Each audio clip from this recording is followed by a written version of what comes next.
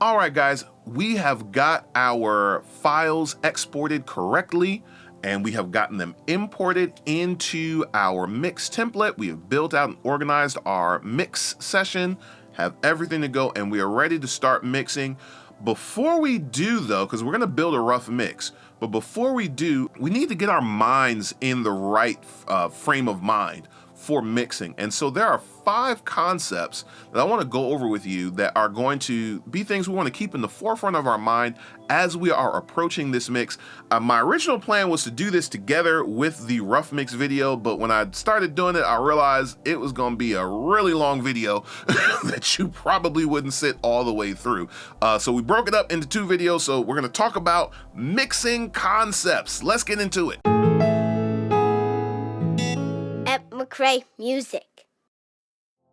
All right, guys, how are you doing? I hope that you're doing well. I am richly blessed. I pray that you are as well.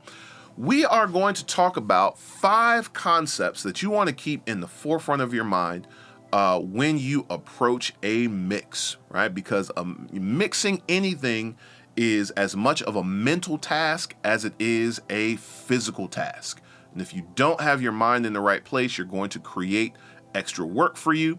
And these are different concepts that I've picked up along the way in my many years of mixing and working in audio, and things that I have gleaned from other professionals as well.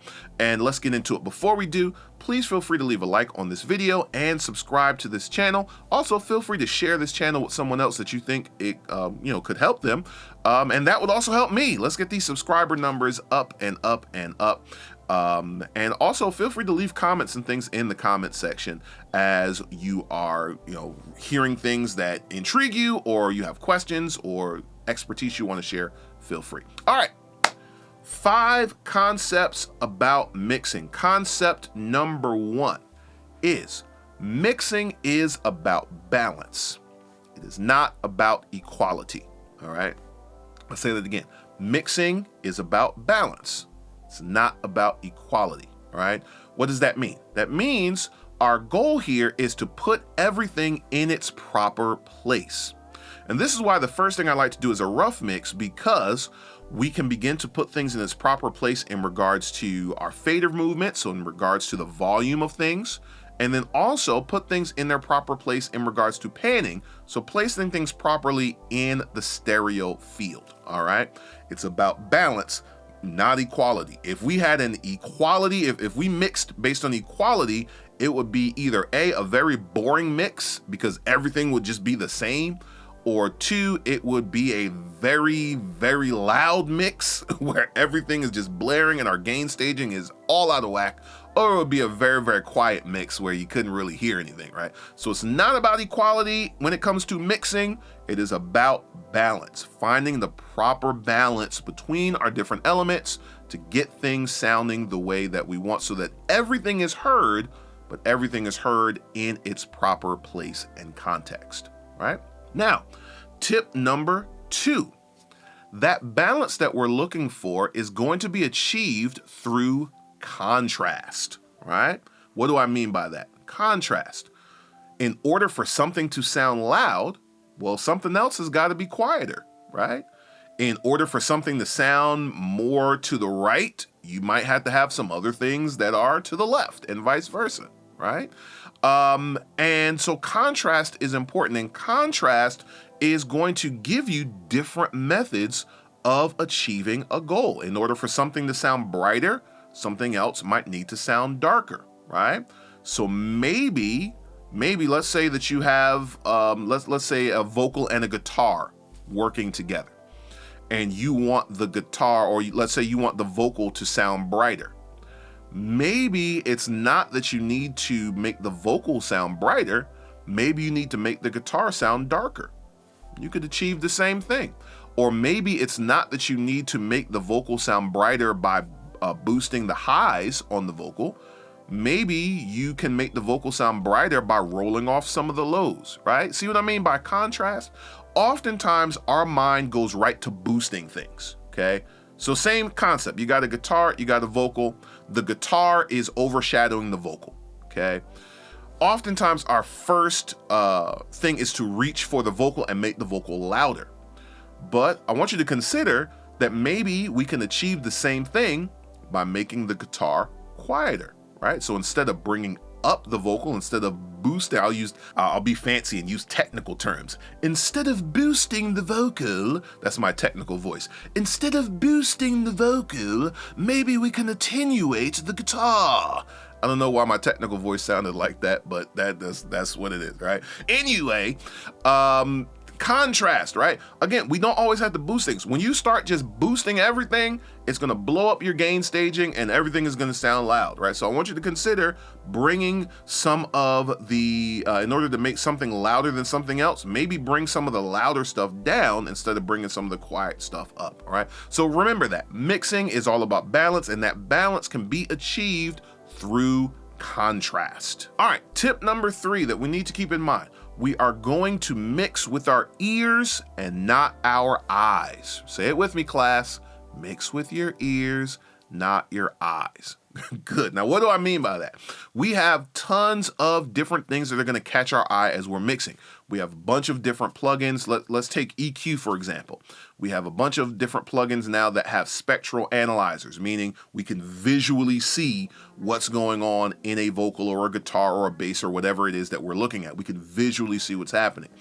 And we can fall into the trap of starting to change stuff based on what we see instead of what we hear. So you pull up your spectral analyzer on a vocal and you see that there is a spike in the 2K range. You're like, oh, I want to pull that down, right? Yeah, just because you see it. Or we see that there is a big dip in the 400 hertz range. Oh, I want to bring that up, right?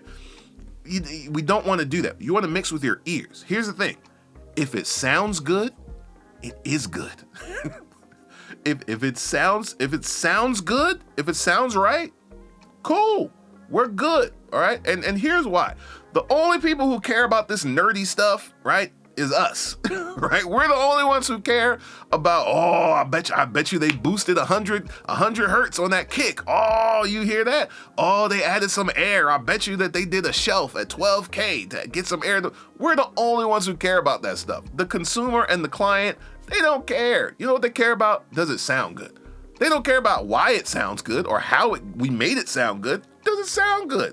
That's all that matters, right? So sometimes it might sound good, but if you start looking at stuff, your mind will tell you, oh, well, it shouldn't be hitting at that level, or this shouldn't be happening, or that shouldn't be happening.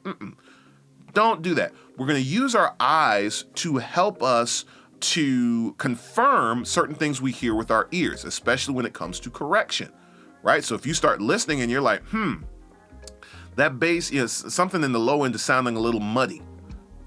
All right, so I'm hearing some mud. It's probably some mud around the 200 hertz range, right? And then you pull up a EQ and you can see, oh yeah, there's a lot of buildup going on there in 200 hertz, right? So we're using that to confirm what we are hearing. We're not going to let our eyes dictate what we do. We're going to let our ears dictate what we do. All right. So you want to mix with your ears, not your eyes. There's no rules. If it sounds good, it is good, and you are good to go. You'll save yourself a lot of time by just trusting what you hear. All right. Tip number 4, we want to use solo sparingly, right? We don't want to start soloing stuff and making a bunch of changes while something is soloed. And the reason why you don't want to do that is because your client will never be able to do that. Once you bounce your final mix, or once it's mastered and it's up there, no one is ever going to be able to solo the guitar or solo the second set of background vocal stacks or solo the snare, right? So because of that, they're always going to hear the mix in totality. Right? So we don't want to spend a lot of time making a lot of edits or making a lot of changes to something solo, because that has nothing to do with the context of the mix. We want to make changes within the context of the mix. Now, there may be times where you want to solo something because you want to, maybe you're hearing something or you want to verify something. I've also seen, and you'll probably see me do, and I saw this first by watching Colt Caparoon, who is a amazing audio engineer and YouTuber that I watch all the time. And he was doing a mix, and he was wanting to work on the lead vocal. And so what he did is he soloed all the things that were pan center, because that's where the lead vocal is going to be. So he soloed like the lead vocal, the snare, the kick, and probably the bass guitar. Right, and started making adjustments to the lead vocal. And that's fine, because in the context of the mix, all those things are sitting in the same space, right? So, you could do that. But sometimes what you end up doing is you'll recognize that when you solo something, it might not sound good, but it sounds good in the context of the mix. So let's take a bass guitar, for example, right? You might find that in the context of the mix, there's a lot of mud, and let's say you got a heavy kick or 808 or some other things, and you need to make it play nice with the bass guitar. You might achieve that by rolling off some of the lows on the bass guitar, right? And maybe accentuating some of the mid-range on the bass guitar. Now, when you solo that bass guitar, it's probably not going to sound that great by itself, right? Because a lot of lows are rolled off, and you want that bass to be thumping, right? But when you listen to it in the context of the mix, it hits right. Right? So we always want to focus on the context of the mix. How is this fitting, and how are the things that I'm doing impacting the mix as a whole? And when you approach mixing that way, you create less work for yourself. Because if I solo that bass guitar and I start making adjustments based on how it sounds solo, then when I add it back into the mix, now I'm creating more work, because now it doesn't sound right? And so now I got to make other adjustments, right? And these are mistakes that I made early on in my career. And you create a lot more work for yourself, right? So use solo sparingly, spend the majority of your time mixing and dealing with things within the context of the mix as a whole. All right, and lastly, the fifth concept that I want us to have in mind as we begin to approach this mix is we want to have an end goal in mind, right? Where is my finish line? How do I know when I'm done? How do I know when the drums are sounding right, or the lead vocal is sounding the way it's supposed to? Like, how do I know what that means? Where's the line, right? And this is something that frustrated me early on as I was learning how to mix, and probably has frustrated many of you as well, is I didn't know when I was done. And if you don't know when you're done, you either don't do enough or you do way too much. You just keep changing stuff and keep changing stuff and keep changing stuff, hoping that you're gonna make one final adjustment and everything is just gonna click into place, and it's, angels are gonna appear and horns from the heavens will say, and the Lord will say, "My son, you are done. It's the mix smacketh." Right? God ain't gonna come in the room and say the mix smacketh, all right? You gotta have an end goal. Now, how do we establish an end goal? Well, one great way is to, first of all, have a conversation with your client if you're mixing for someone else, right? And just have a conversation about what their goal is. What do they want it to sound like? Are there comparable songs that are out that they have in mind that they really want this to kind of be similar to? Right? And that can help. Or if you don't have that conversation with them, at least you on your end, find some commercially released stuff, like some stuff that's been mixed, mastered, ideally not by you, right? By someone else, right? It's out there in the marketplace. It's a commercial song that is within a comparable genre and sound of the song you're mixing. And what we're going to do is we're going to A/B as we're mixing, right? So there are many plugins that have an A/B feature where if you have downloaded a song, you can load that into the plugin. And as you are mixing, you're going to sit it at the end of your mix bus. And as you're mixing, right, you can hear your mix, and then you can hit the B button and it'll flip over to the position of that song that you have put as a reference. And you can go back and forth and compare to kind of give yourself an end goal.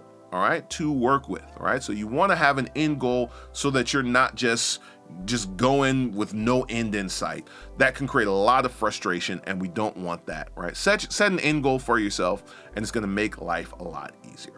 All right, so again, the 5 things we want to remember are: A, mixing is about balance, not equality. Secondly, we can achieve that balance through contrast. Thirdly, we want to make sure we are mixing with our ears and not our eyes. We want our ears to inform what we are doing and not our eyes. Fourthly, we want to use solo sparingly. We want to spend the bulk of our time mixing or making adjustments within the context of the mix as a whole. And our 5th concept is we want to make sure that we have an end goal so we can know when we are done. All right, so I hope that those 5 tips were helpful to you. And with those things in mind, in our next video, we are going to start building a rough mix. I'm looking forward to that. I hope that you are as well. Please leave a like on this video. Please feel free to subscribe to this channel and feel free to get in this comment section. Let's have some conversation about mixing, right? I love it. You have questions, you have comments, you have other things you want to add to my list. We could go on past 5, but it's good to kind of just have a solid number. So I went with 5, but I'm sure we could think of a bunch of other things to keep in mind as we are mixing, things like lead vocalist king, right? Other different kind of concepts that you want to keep in mind, right? So feel free to throw that kind of stuff in the comment section, and I'm looking forward to seeing you in our next video as we start building our rough mix. All right, peace.